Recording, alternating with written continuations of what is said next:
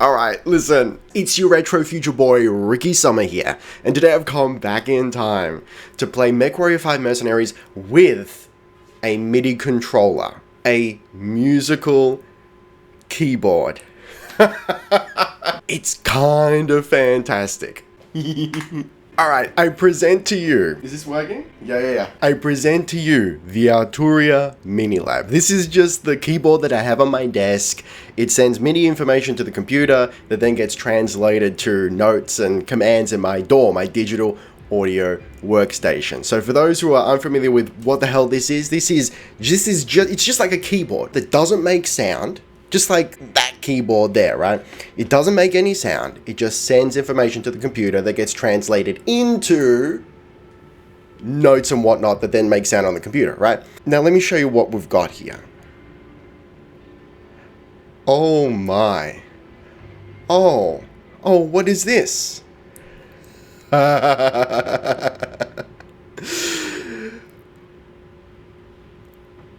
I'm speechless. I'm speechless that this works and that it feels so good. Okay, so let me just quickly explain how this works.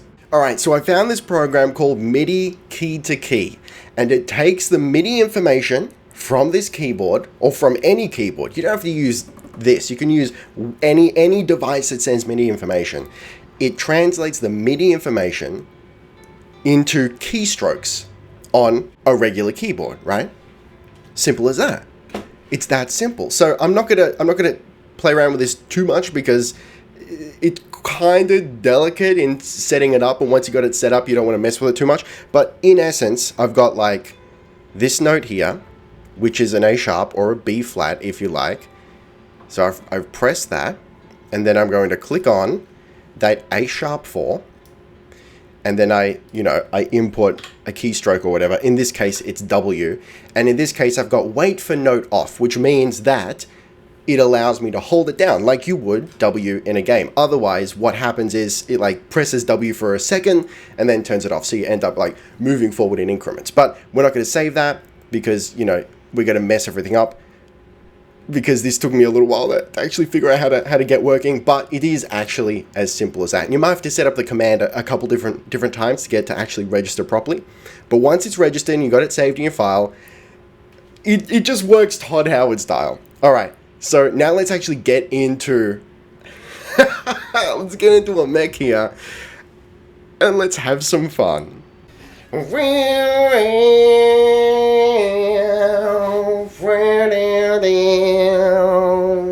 Alright, so we're actually using my personal campaign save here, the one I've been using for the Let's Play, and as you can see, we're working flawlessly here. We've got the A for left, the C for right, A sharp or B flat for forward, and the B for back. So we can actually also go in reverse that way, which is absolutely fantastic. So we've also got some commands up here on the drum pads. Now these are a little bit more finicky. Let me just turn on night vision here. I wasn't anticipating such a dark map. So I'm gonna slow down here.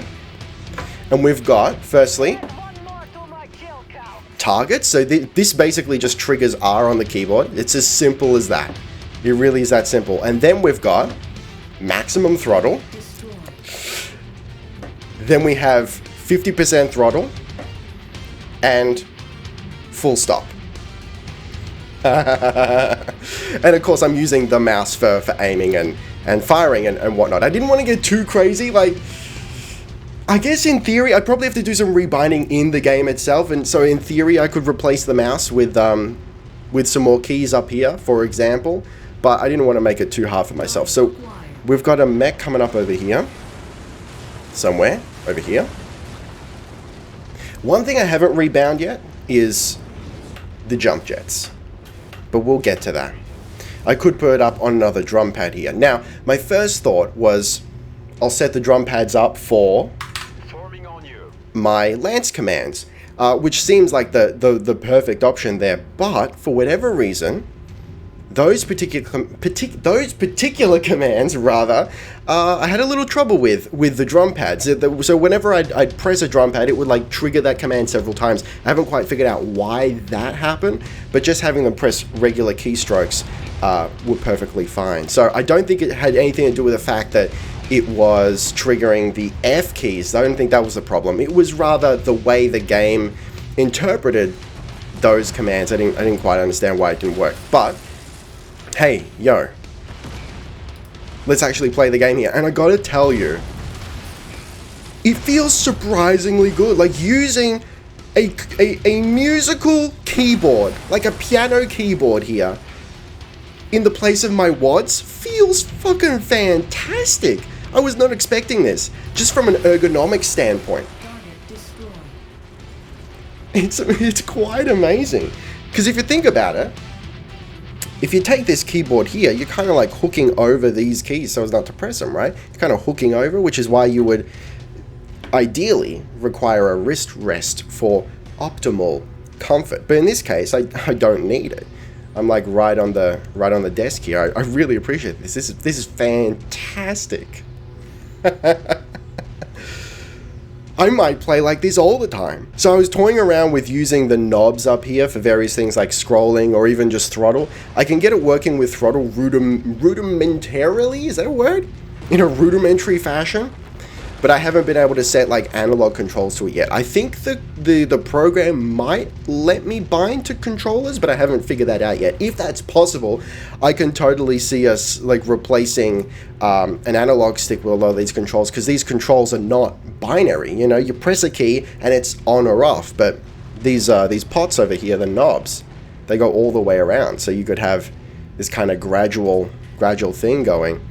And same with the keys. So the way that these work, it's, oh man, to really simplify it, it's not analog, I don't think. You wouldn't call these keys analog, but they have 128 different steps in them based on how hard you hit the key. So of course off is 0, and then they've got 127 velocity steps based on how hard you hit the key. Now, I'm not sure if it's possible to then set a different, like if you could somehow set a different degree of an analog stick to each of those 127 steps. I'm not sure if that's possible, or if it is, it would be bloody difficult to do. But that's what's going on in my mind right now, is if I could actually mimic an analog stick. So just like if you've heard of those analog keyboards where you've got at least the WAD cluster, for example. The WADs are, you know, analog key presses. They're not on and off. Oh, buddy, this is this is far too exciting. This is incredible. I can't believe this works so well. Okay, so what do we have to do here? Reach checkpoint alpha to set up your hold. Okay, let's go do that right now.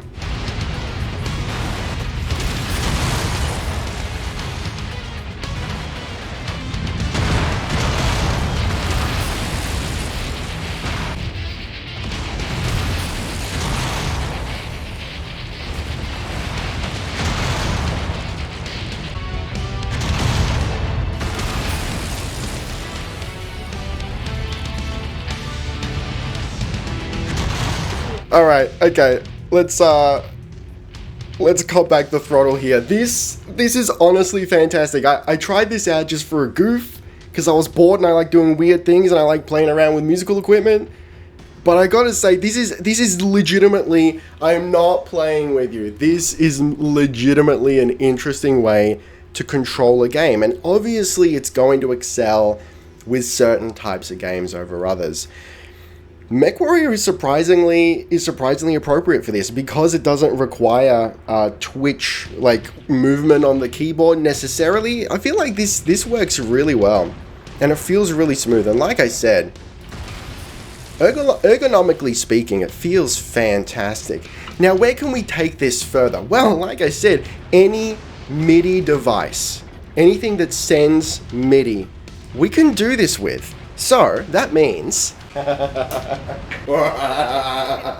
baby, we could hook up the guitar and play MechWarrior 5 Mercenaries or whatever the hell else you want with a guitar. Can you imagine the memes alone? It'd be fucking fantastic. I'm blowing my mind here, guys. MIDI key to key. Absolutely fantastic. If you've got a MIDI controller at home, you want to give this a try. Oh, buddy. Alright, thank you very much for watching, guys. Taste the game, be excellent to each other, and don't forget to check out my music, link in the description below. I'll see you next time. Ricky Summer, out.